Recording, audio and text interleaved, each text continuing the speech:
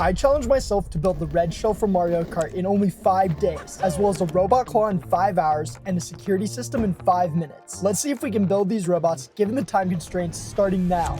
One important rule for this video is that I'm not allowed to use any tutorials or free CAD models found online. For this first robot, I'm using everything that comes in this Arduino kit that you can buy for like $30 on Amazon. I first got this kit when I was just a little guy getting into robotics. The first robot I ever built on my own was an alarm system, and this is what I'm going to be recreating today. The first component we're going to need to create this alarm system is the ultrasonic sensor. This is what's going to be responsible for detecting objects and triggering the alarm system. In order to create that annoying sound we all hate, we're going to need an active buzzer. The active buzzer is actually really simple and it just connects directly to our Arduino. The final component we're going to need is an IR module receiver, and this is what's going to allow us to control the whole alarm system from this remote control right here. I had about 30 seconds left and I haven't worked with the IR receiver in a while, so I'm trying to figure out how to wire this up to the Arduino right now. There's about like 15 seconds left. I don't know if I'm going to be able to wire it up correctly, guys. All right, this wire goes here, and we do this. Let's go! 2 seconds to spare, and I finished in 5 minutes.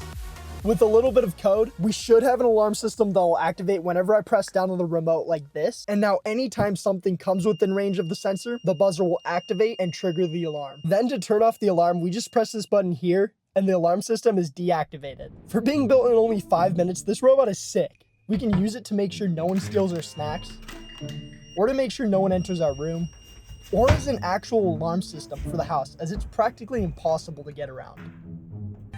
Wait, bro, did this guy just take all my stuff? Oh, I also forgot to mention, you can just plug up the alarm system to a 9-volt battery and use it directly instead of having to lug around a large computer like I was doing.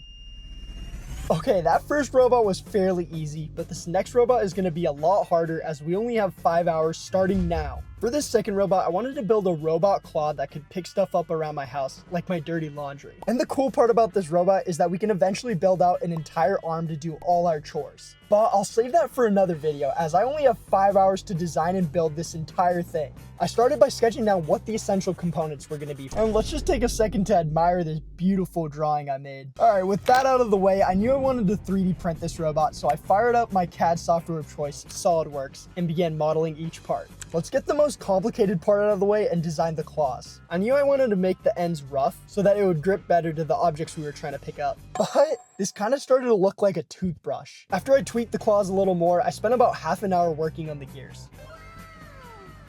Next, I modeled the frame or the base of the robot, and this is the most important section, as we need to make sure there's enough room to squeeze our servo motor in. And with all this 3D modeling, I was getting hungry, so I decided it was time for some popcorn. While I chopped down on some popcorn, I finished up the support links and made a few final changes to the design. We're exactly like halfway through this project now. I think I have the design finished, but it's looking very rough. I mean, I guess that's the whole point of this video, like building, printing, assembling, and coding a whole robot in 5 hours is pretty crazy. For 3D printing, I'm going to be using the Bamboo Lab A1 printer. I got this printer for my birthday and I honestly want to say it changed my life. The print quality is amazing and I've never really had a print fail on me. Also, the fact that you can just fire up Bamboo Studio, drop in all your parts, and start printing over Bluetooth is just so convenient. This isn't sponsored by any means, but Bamboo Labs, if you're watching this, come holla at your boy. So this leaves us with a little under an hour to assemble and code the entire robot. And I'm starting to get really nervous about this, guys. Oh man, now that we have the gears printed out, I was so worried I was gonna have to reprint it and this whole challenge would be a bust. But the gears actually worked first try. Oh man, guys, things are coming undone and the right side's not even leveled with the left side. I completely forgot to account for the fact that the servo motor was gonna boost the left gear up. So now I'm trying to put spacers in between all of the parts on the right side.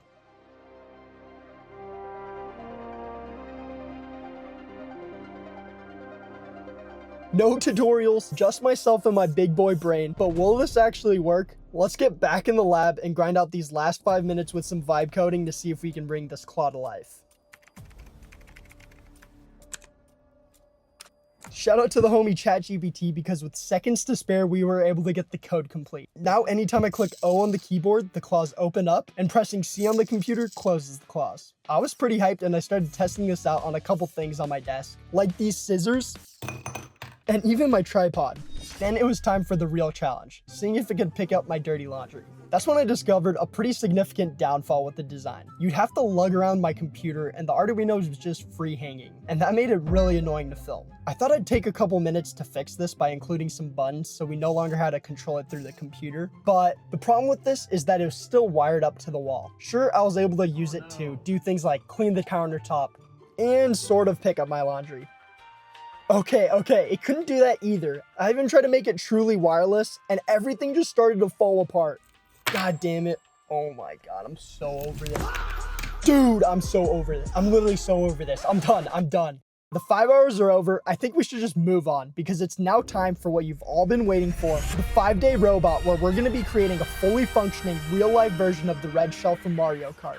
Now you probably know what this is, but for those who don't, Mario Kart is a racing game where you can get items to use to your advantage over other players. When you release a red shell, it tracks your opponents and knocks them down, stopping them from racing and putting you ahead of the competition. In order to recreate this in real life, I'm going to be making a version of this that has wheels and a camera on it, so that whenever the shell is placed on the ground, it will automatically find its target, track them, and race towards them until the person is hit by the shell. I started off by looking in my bag full of random doohickeys to see if I could find the components we'll need for this project. I found some wheels and motors that should work just fine. And I'm a broke college student, so let's strip apart my last robot project for some parts. We'll definitely be reusing this web camera right here, and we need a way to make this wireless, which as you saw from the 5-hour project is a lot more difficult than you would think. Oh, and if you're wondering why I'm introducing a Raspberry Pi instead of using the Arduino like all the other projects, the Raspberry Pi has a physical memory, in this case 8 gigabytes of RAM, and this is what's going to allow us to do image processing locally within the shell instead of having to outsource it to our laptop. Before we design or 3D print anything, I want to make sure the electronic portion is up and running. So I spent hours trying to set up the web camera. I tried creating a virtual machine and attempted 90 other little things ChatGPT told me to do, but none of it was working. So I decided to move on, and setting up the LiPo battery wasn't too bad. If you're wondering what all these extra parts are, they're basically just safety precautions to make sure we're only sending 5 volts into the Raspberry Pi and don't fry the entire system.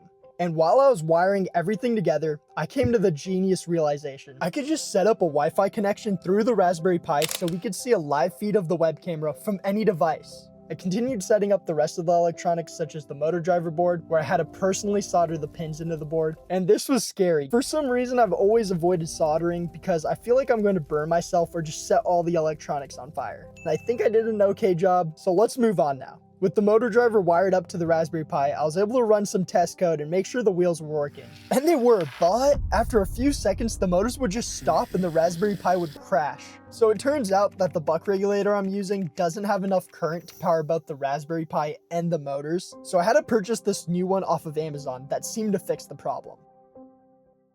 Day 2. I worked all morning on writing some code so that in theory, everything should be fully functioning once we assemble the rest of the robot. I spent the rest of the day designing the shell, and if it looks like I know what I'm doing, I don't. I'm a mechanical engineer by training, but boy do I find CAD modeling to be the hardest part of every project I work on. I don't know if you guys are the same. Honestly, comment down below. I genuinely am curious, what do you guys find the hardest part of any project you're doing on your own? And let me just cut to the chase. Nothing about our design really works. It was a good starting point, and for this next iteration, I increased the size of the frame so the electronics could sit next to each other. It's day 3, and today I have school. But instead of just going to classes like normal, my robotics teacher sent us on the biggest side quest of 2026. Today our class was sent to some robotics convention an hour away from campus. This is a terrible waste of time for the challenge, but hey, at least I got to see some pretty cool robots. Wait, are those robots playing the piano? This is sick. I really got to level up my engineering skills so I can make stuff like that one day. Well, let's go back to making our own robot. While I was at the convention, our latest version of the frame was done printing. I don't really have anything else to say about the progress I made today, so let's cue the epic build montage.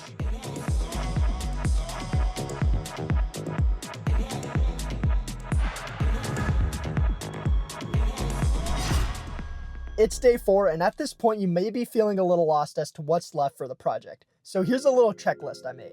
First off, we got to model and 3D print our shell, and I also superglued some magnets into the frame so that the shell can magnetically stick in place. Next, we need to test all the electronics and final code and make sure that's up and running. Tomorrow, once the shell is 3D printed, we'll sand it and spray paint the shell, as well as add any final touches to the project.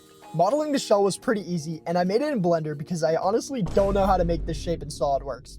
And I kind of screwed myself over because the new frame is so big that we're gonna have to 3D print the shell in 4 parts. Aside from that, the project's been smooth sailing up to this point. But little did I know that we were about to get f***ed, because anytime you try and run the final code, the Raspberry Pi is just gonna kill itself. No, for real guys, the Raspberry Pi just shuts off anytime I try and run the final code. After way too many hours, I discovered that the issue was coming from a voltage spike due to the fact that we were trying to run a live stream, have the motors running, and do AI image detection. So this was basically all just overstimulating the Raspberry Pi. Luckily, we can use these things called capacitors to locally charge some energy and minimize the spikes. With those all in place, I tested it again and nothing. I had my third genius idea of the video and thought, why don't we see if this is a GPIO pin issue by powering the Raspberry Pi the way it was intended to be powered. And guess what? It actually worked. You see, the reason I didn't do this in the beginning is because I had no way of connecting the battery to the USB-C power point. So right now, the robot has to be plugged into the wall to work. But what we can do is purchase another buck regulator. So now we'll have 2 buck regulators, one for the motor driver board and one to power the Raspberry Pi directly. And I'm not gonna lie, this challenge really started to take a toll on me mentally. It's literally 3 a.m. right now, guys. I have 3 shells right here and I'm trying to figure out where I'm gonna put the hole for this camera tomorrow. I literally feel like giving up right now. I'm so exhausted working on this. I'm on my way to the machine shop to drill the hole for the camera, and it's so crazy to see how far we've come from idea to a real-life version of an item that was merely a video game concept just a few days ago. I was a little worried about the shell breaking, but the guy at the machine shop hooked me up and gave me all the right tools I needed. Well, it's not a perfect hole, but it gets the job done. Let's take the project back home so I can super glue all the parts together, and just to give you guys a sense of how big this shell really is, here it is compared to the 5-hour robot. Pretty insane, right? I feel like I've inhaled way too many terrible fumes today. With the super gluing and now the spray painting, I was getting really lightheaded. I probably lost a couple of brain cells here in this clip, but the shell is finally complete. I swear this looks better in person. It's actually so cool. We have 3 hours left and I think the new buck regulator just arrived. If this doesn't work, then the challenge is over. So this is really our last hope. I'm literally shaking right now. I'm so nervous. Yes, it worked! The Raspberry Pi is on and nothing's crashing. Bruh, no! One of the motors isn't spinning. But I know at least the new buck regulator is working because the image recognition system isn't crashing the Raspberry Pi anymore. After checking what the issue is, it seems like part of the motherboard is fried, so I'm gonna have to resolder a new board. Let's finish things up and get this robot assembled, and I'll see you guys tomorrow for the final results as day 5 is officially over. It's me, Mario!